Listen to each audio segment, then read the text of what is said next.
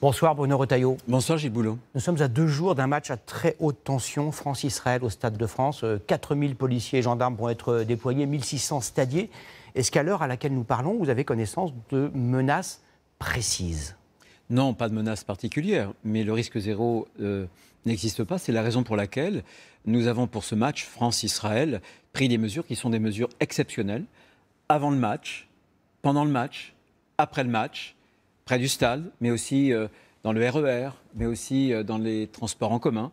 Donc on a beaucoup mobilisé, notamment de forces de l'ordre, les stadiers, vous l'avez dit. On a mobilisé aussi toutes les ressources de notre droit qui vont nous permettre de faire des contrôles, des fouilles, des palpations, qui vont nous permettre de comparer le nom des billets avec les cartes d'identité.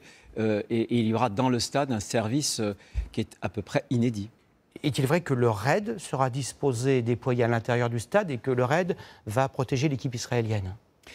Le RAID, bien sûr, actuellement, depuis que l'équipe israélienne a mis le pied sur le sol français, le RAID est actif, mais le RAID sera, je vous le confirme, le RAID sera dans le stade. Nous aurons par ailleurs des forces de police en tenue dans les coursives et nous aurons aussi des forces de police qui ne seront pas repérables parce qu'elles seront en civil.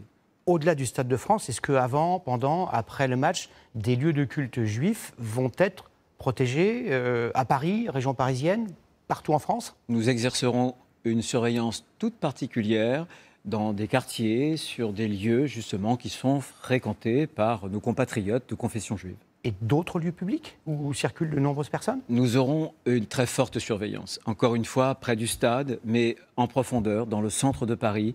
Et encore une fois, là encore, dans les transports en commun. Il n'est pas question de laisser le moindre doute s'instiller. Il n'est pas question qu'on prenne le risque d'avoir cette répétition des événements dramatiques, cette chasse à l'homme qu'on a pu voir à Amsterdam. Et pourquoi alors ne pas avoir choisi une solution plus simple? C'est déjà arrivé par le passé, un match à huis clos ou l'annulation de ce match. Ce n'est pas la Coupe du Monde, ce n'est pas le championnat d'Europe. Certes, c'est la Ligue des Nations, mais ce n'était pas un match indispensable. Mais on m'a proposé, certains m'ont proposé, d'annuler le match. On m'a aussi proposé de le délocaliser au Parc des Princes, mais pas question de reculer, pas question de se soumettre. La France ne recule pas. La France, la République ne se soumettent pas, notamment à des semeurs de haine. Voilà. Je pense qu'on est un grand pays. Il y a les valeurs du sport qui sont nos valeurs. Le sport, c'est plus que le sport, parce que ce sont des valeurs, c'est une école de vie, des valeurs qui sont, et on l'a vu d'ailleurs pendant les Jeux Olympiques, eh bien ce sont ces valeurs qui doivent investir ce beau match entre France et Israël.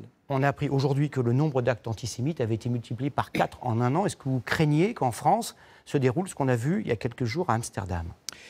Je le redoute, mais nous prenons les mesures pour que ça ne se reproduise pas. Je vais vous citer un autre chiffre qui est stupéfiant. Vous savez que nos compatriotes de confession juive composent finalement moins de 1% de la population française. Et pourtant, ils sont les victimes de 57% des actes racistes ou des actes de haine anti-religieuse. C'est incroyable. Et donc, il est hors de question de laisser passer la moindre chose, le moindre écart.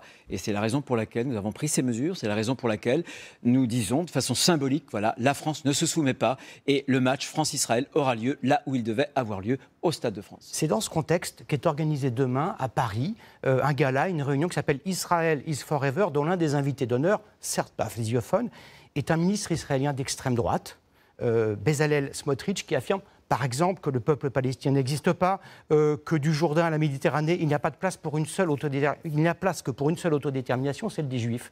C'était indispensable d'autoriser cette réunion? Écoutez, ce ministre, d'abord, ce n'est pas ma tasse de thé, et il ne vient pas, il ne sera pas là pour ce gala. Ce que je veux vous dire, c'est que la question s'est posée de l'interdiction, mais la justice a tranché. La justice a donné raison à notre préfet de police qui n'a pas interdit cette manifestation, pas plus qu'on va interdire d'autres manifestations qui seront opposées. Simplement, moi, je ne veux pas que la cause palestinienne soit instrumentalisée à d'autres fins. Et notamment, on voit bien, l'antisémitisme en France aujourd'hui, il a 2 visages.